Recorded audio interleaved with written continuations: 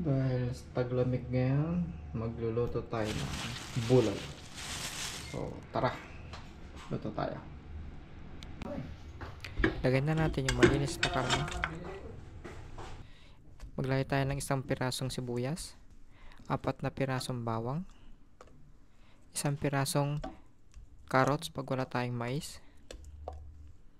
at pamintang buo, at laurel.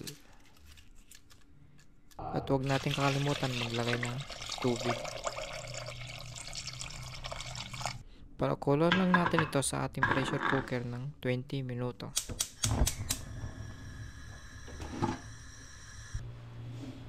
Pag malambot ng ating karne, titimplahan naman natin ito.